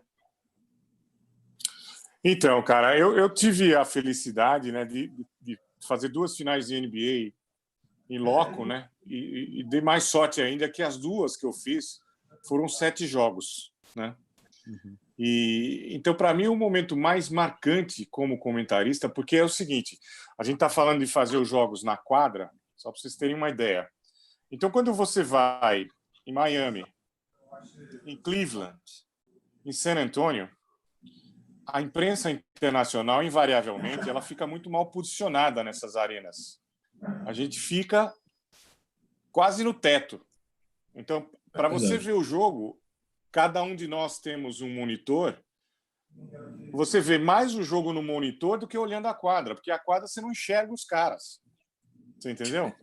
Agora, em Oakland, lá na arena antiga, né, do Golden State, a gente tinha um lugar tão privilegiado, entendeu? Que era atrás da tabela, mas era no plano praticamente da quadra, um pouquinho acima. Então você viu o jogo inteiro, mesmo com os torcedores em pé, gritando, você viu o jogo inteiro e próximo. Entendeu? Então, essa final, para mim, ficou muito marcada. Os jogos, que foram 7 jogos, e o último decidido lá em Oakland, né? A vitória do Cleveland dentro da arena de Oakland, lá dentro de Golden State, para mim foi uma coisa muito marcante na minha carreira, de ver, né? A reação do público, ali, né? A reação dos jogadores, do LeBron James, aquela coisa toda, né? Então foi uma partida que me marcou muito. A série em Oakland me marcou muito, porque a gente viu o jogo muito próximo. Muito próximo. Muito era o melhor lugar. Aí era um choque quando a gente tinha que ir lá para o teto de novo, quando voltava para Cleveland ou voltava para San Antonio. San Antonio e Miami, eu vou te falar. E para mim que era maior, por exemplo, cara, era um sofrimento, porque ficava tudo apertadinho. Eles colocavam a gente numas cadeiras, sabe? Lá em cima, que o torcedor ficava. Eles fechavam, deixavam a imprensa internacional. Então eu fiquei, por exemplo, do lado do Fabrício Alberto. A gente não conseguia se mexer. Aquele pivô argentino de 2,6 m, 2,7 m. Ele era comentarista da TV argentina. E estava eu e ele, assim, a gente ficava assim, ó, a gente não podia se mexer. Quando acabava o jogo, no intervalo, a gente levantava e ele ria, dava risada, porque não tinha espaço para a gente. Caramba. Então, realmente, essa de Oakland me marcou muito, as finais em Oakland. Eu fico imaginando a série Miami e San Antonio, para quem veio de outros lugares, porque aí é Miami e San Antonio, eu acho que foram 2 anos seguidos que eles jogaram finais, né?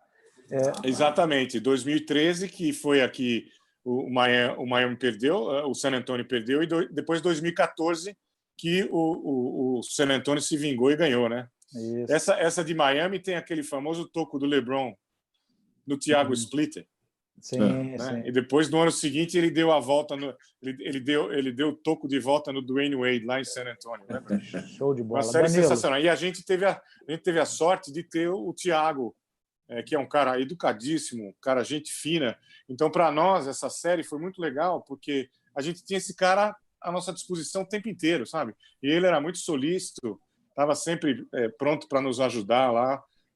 Foi uma série sensacional, muito legal. Show de bola. Danilo, seu jogo mais marcante. Na verdade, eu tive 2 momentos muito marcantes e um de emoção. Um momento assim, muito marcante para mim foi comentar a Olimpíada de Londres, né, em 2012, e as finais da NBA o ano passado. Quer dizer, a Band voltando para... Eu já comentava o NBB, mas nada garante que eu que vou comentar a NBA. Né? Você tem contrato, mas pode aparecer outro cara, outro convidado, e o Zé Emílio me deu esse voto de confiança, então é um cara que sou extremamente grato. E comentar uma final de NBA, convenhamos, né, é totalmente diferente. Agora, em termos de emoção, cara, eu acho que a classificação do Brasil no pré-olímpico foi em Mar del Plata, né, Bira? Foi. Para 2012. Aquilo, para mim, foi extremamente emocionante, porque a gente estava jogando na Argentina e, para quem não lembra, a República Dominicana tinha um time extremamente... Timaço. O técnico era o Calipari, não era? John Calipari. A Venezuela estava forte e, se eu não me engano, ainda tinha mais um. E ali foi extremamente emocionante. Em 2012 eu tinha parado de jogar em 2009, então eu tinha jogado com todo mundo que estava dentro da quadra, né? E o Marcelinho Machado, que sempre foi um cara muito criticado, ele foi um expoente grande naquela classificação, né? Foi o Rubem Manhano também. Então, ali foi um momento de emoção mesmo, que eu comentei com emoção, patriotismo, talvez até pachequismo, mas foi um momento ultra emocionante aquela classificação do Brasil e depois ter comentado a Olimpíada. Muito maneiro. Bira? Qual foi o rapaz que fez a pergunta aí? Rafael Romano. Rafael Romano, legal, bacana essa tua pergunta, viu? Olha, Danilo, eu não vou te copiar não, cara, mas eu tinha anotado aqui e realmente foi o momento mais emocionante na minha vida de comentarista, foi em Mar del Plata, 2011, nesse jogo Brasil e Argentina. O Brasil ganhou por 2 pontos, 73-71, depois perdeu na final, mas já jogou a final classificado. Quando o Brasil voltou para a Olimpíada, depois de 3 Olimpíadas fora. O Brasil não jogou em Sydney, não jogou em Atenas, não jogou em Pequim. E nesse Mar del Plata, em 2011, o Brasil voltou, ficou em 2º lugar, a Argentina foi campeã do pré-olímpico, mas o Brasil voltou aos Jogos Olímpicos e tivemos aquela maravilha lá de de Jogos Olímpicos em Londres. Mas em 2011, Léo, eu estava fazendo esse jogo lá, estava eu e o Rob, e quando o Brasil venceu, eu olhei para trás, cara, eu vi o Grego chorando. Você imagina, o Grego era o presidente da CBB à época, se eu não me engano. Você imagina um cara daquele tamanho chorando, mas ele chorava de soluçar e todo mundo em volta chorando. E nós acabamos a transmissão chorando também, porque foi um negócio muito... Se eu não me engano, o Marcelinho chorava enquanto batia o último lance livre. Por todo o clima, né, que foi criado, o Brasil, 3 Olimpíadas fora, precisando conquistar aquela vaga para voltar aos Jogos Olímpicos, e conquistou de uma maneira brilhante num jogo dramático, num jogo em que no bola alto o Luciano torceu o pé. Ele no bola alto e torceu o pé. Talvez aquilo ali tenha afetado um pouco a Argentina, mas a Argentina estava numa fase, com aquela geração dourada, uma fase maravilhosa, e o Brasil jogou muito. O Hetzheimer fez 19 pontos, nunca mais eu esqueço a atuação do Rafael Hetzheimer naquele jogo. Foi o grande monstro do jogo. 3 jogadores dominaram a tabela com 8 rebotes cada um. São números que ficaram na minha cabeça desse momento realmente emocionante. Mar del Plata, eu jamais vou esquecer, porque foi um pré-olímpico incrível. O Danilo citou bem, a República Dominicana estava com um timaço. Eu estava no mesmo hotel deles, no mesmo andar que os caras, bati altos papos com o John Calipari, que era o técnico da equipe, da seleção da Dominicana, né? Mas o Brasil fez um pré-olímpico maravilhoso e voltou aos Jogos Olímpicos. Eu lembro muito bem desse lance, porque na época eu era técnico de base no Flamengo, e aí convivia mais ou menos ali com o Marcelinho, de treino, de passar, usar a mesma quadra e tal. E aí eu lembro que ele, nos lances livres finais ali, dava para ver nitidamente que ele também estava emocionado enquanto batia ali os lances livres. E aí, para encerrar essa transmissão ao vivo aqui, uma pergunta que a gente conversou antes, a gente acabou não falando muito sobre o desenvolvimento do próprio basquete no Brasil e como que a gente está vendo o boom das transmissões afetar o desenvolvimento da modalidade. Quem tiver uma opinião, quem tiver dados aí para compartilhar com a gente, como vocês acham que a transmissão, o número de transmissões, o número de opções de transmissão tem afetado a modalidade no Brasil? Posso ir primeiro? Pode. Eu acho assim que nós temos uma responsabilidade de trazer consumidores. Quando eu falo consumidor, não necessariamente o cara vai comprar a camiseta, mas de trazer consumidores, pessoas que vão gostar de basquete. O basquete é uma coisa que ela me intriga, e eu sei que um dia eu vou parar com o basquete e não vou conseguir entender. Como eu vou em parques, e está sempre lotado, as quadras lotadas, e a gente não consegue massificar. Essa massificação é lógico, porque é um sistema de clube, não escolar. Acho que isso aí já entra até numa outra discussão. Mas eu acho que nós, enquanto comunicadores, né, com esses canhões, quer dizer, Fox, ESPN, Band, seja o Esporte Interativo, a DAZN, nós temos um papel, uma responsabilidade muito grande, principalmente em trazer essa molecada. Tá?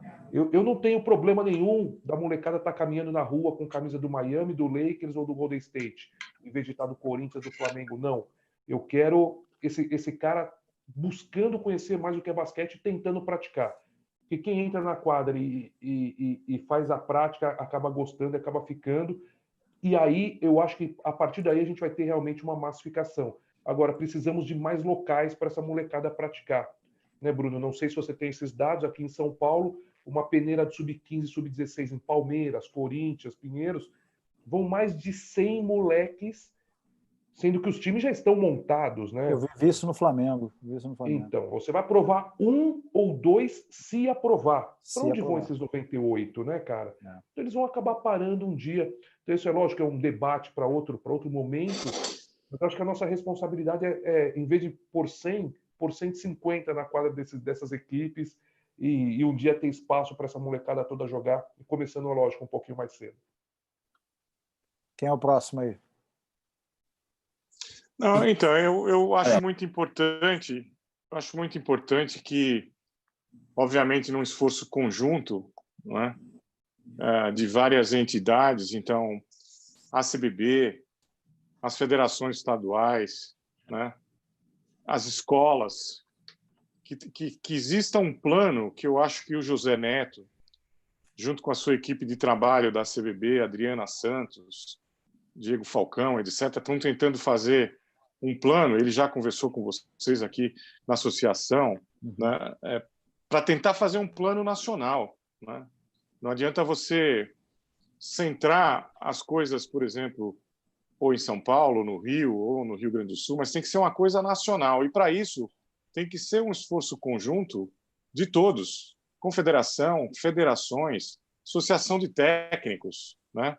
Que se unam e que deem oportunidade para que você possa aumentar o número de praticantes. E que esse número de praticantes, como falou o Danilo, que eles tenham aonde fazer isso. Então, nos últimos 3 anos, eu acho, eu tenho conversado muito em escolas públicas, em escolas particulares, sobre a importância da educação e do esporte, do basquete, né, nesse caso.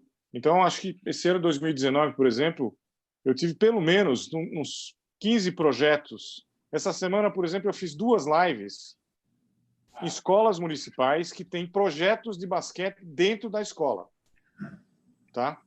Um ou outro tem alguma ajuda governamental, municipal, ou até incentivo. Então, por exemplo, eu sou uma espécie de embaixador do Instituto Superação, que capacita professores de educação física das escolas públicas em São Paulo e em Belo Horizonte para treinar a meninada. Eles têm, hoje, 1.000 alunos entre Belo Horizonte e São Paulo. 700 em São Paulo, 300 em Belo Horizonte.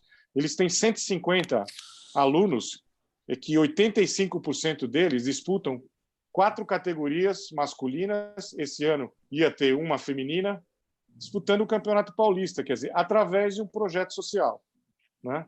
Então, eu acho que é muito importante que a gente haja em uma variedade de áreas, uma variedade de frentes.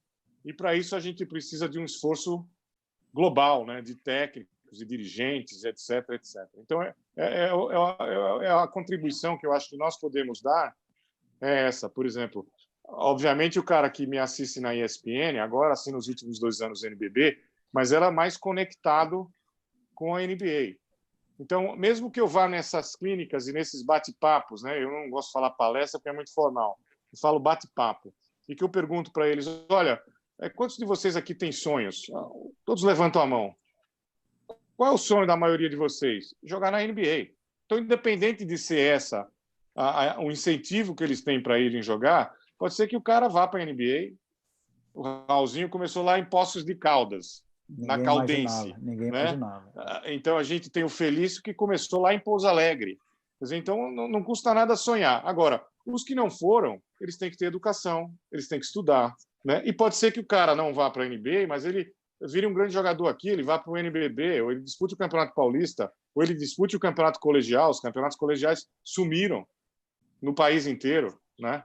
Então, eu acho que precisa ser um plano global, né? Que eu acho que pode começar com a CBB, e é uma coisa que eles vão tentar fazer, nessa coisa de capacitar professores na rede pública. Eu acho que isso é muito importante. Ótimo. Bira, para encerrar. O que mais me deixa triste é entrar no ginásio ou fazer uma transmissão e ver o ginásio vazio. Eu acho que o ginásio vazio, com tantas opções que você tem hoje, né? Quem está em casa assistindo um jogo, ele tem um controle na mão com 250 canais. Ele muda de canal assim com uma facilidade incrível. Então, se você abre uma transmissão, uma vez eu abri uma transmissão lá em Santo André, fazendo jogo no estúdio no Rio, tinham 12 pessoas na arquibancada. 12 pessoas no jogo feminino. Você entra num jogo aqui no Rio de Janeiro, o Flamengo outro dia jogou pela Champions League América, agora é assim, né? Jogou 150 pessoas. Cara, isso não existe. Isso não existe. Eu vou ver jogos no Tijuca, que o meu filho é técnico no Tijuca, eu chego lá, tem 20, 30 pessoas vendo o jogo, de categoria de base, sub-17, sub-16. Então, se o basquetebol hoje não está divulgado, o basquetebol é divulgado, o basquetebol tem uma boa exposição, o basquetebol passa em quantos canais de TV? Hoje, se o NBB, todos os jogos foram transmitidos. Hoje você tem NBB sendo transmitido, você tem Liga ACB sendo transmitido, você tem NBA em 3 canais. Hoje existe uma divulgação muito boa do basquetebol. Agora o produto ele continua sendo mal trabalhado, muito mal trabalhado. A nossa matéria-prima para massificação está nas escolas. Você tem que atacar as escolas. Você tem que fazer uma parceria forte com as escolas, fazer com que as crianças voltem a procurar o basquetebol. Porque hoje os meninos e meninas não procuram mais o basquetebol para jogar. E por vários fatores. E um dos principais, talvez seja o principal, é a falta de títulos da nossa seleção principal. O basquetebol masculino não sobe a um pódio mundial desde 78. Se você botar em termos de Olimpíada, desde 74. O feminino já vai para 2 décadas sem subir num pódio. Isso afasta a garotada do esporte, do basquete. Com certeza. Afasta. Esse é um dos fatores. Aí você faz uma transmissão. O NBB, até a parada, os ginásios estavam vazios.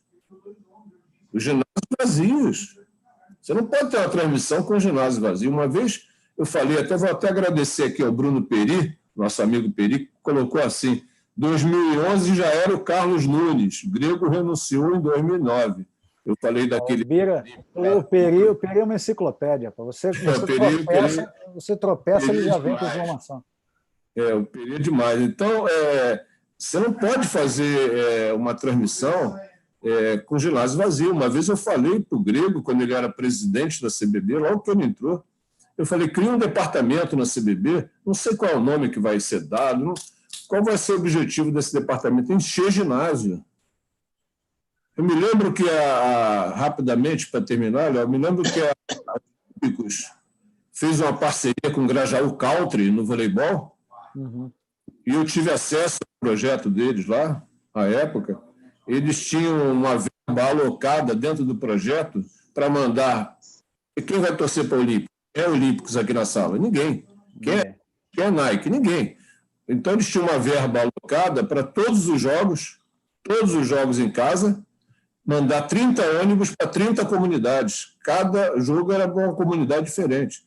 Então, chegava ali, enchia o ônibus com 50, 60 pessoas, cada um que entrasse no ônibus ganhava uma camisa, e o ginásio era sempre cheio. Todo mundo gritando, Olímpicos, torcendo pelo Olímpicos. Porque os caras eram olímpicos? Não, com certeza não. Então, o que falta... Um pouco parecido até com ainda no basquetebol. Lembra do Rexona Bay jogando no Tijuca também, o voleibol? O Rexona. Eu cheguei uma vez, numa segunda-feira no Tijuca, para ver um treino lá da garotada. Eles estavam treinando lá em cima, naquela quadra que você treinava lá. Isso. Eu falei, uma barulhada no ginásio. Eu fui ali pelaquela frestinha para olhar o que estava acontecendo no ginásio. Treinamento da torcida do Rexona. Treinamento da torcida. Quem é Rexona? Quem torce pelo Rexona? Ninguém. O que falta ao basquetebol é trabalhar o produto chamado basquetebol. Foi o que o Danilo falou também. Galera, eu quero agradecer a vocês pela honra de poder apresentar um quadro com os três. Passam muitos filmes na minha cabeça em relação aos jogos que eu já assisti, os comentários e tal. Danilo, os elogios que eu recebo de você de todos os lados, não estou fazendo média aqui, estou falando a verdade. Como eu falei, eu nunca tive a oportunidade de te conhecer pessoalmente. Quando você começou seus comentários, eu não estava no Brasil, mas pessoas fazendo comentários no YouTube, pessoas fazendo comentários enquanto a gente divulgava o evento de hoje, inclusive o Carlito Duro, que está aqui hoje, está aqui no Zoom com a gente. Daqui a pouco na resenha eu vou chamar ele. Muita gente legal aqui no Zoom com a gente, pessoas que nós conhecemos. Não vou ficar citando muitos nomes, eu citei o Carlito porque ele é da Argentina, mas se eu citar vou acabar esquecendo alguém. Agradecer o pessoal que acompanhou pelo YouTube. Sempre lembrando que às terças e sextas a gente tem programação aqui no canal do Basquetebol em Foco. Um abraço para todo mundo. Vou encerrando aqui no YouTube, mas a gente continua na resenha aqui com os três e com a galera que está aqui no bate-papo. Um abraço e até terça-feira.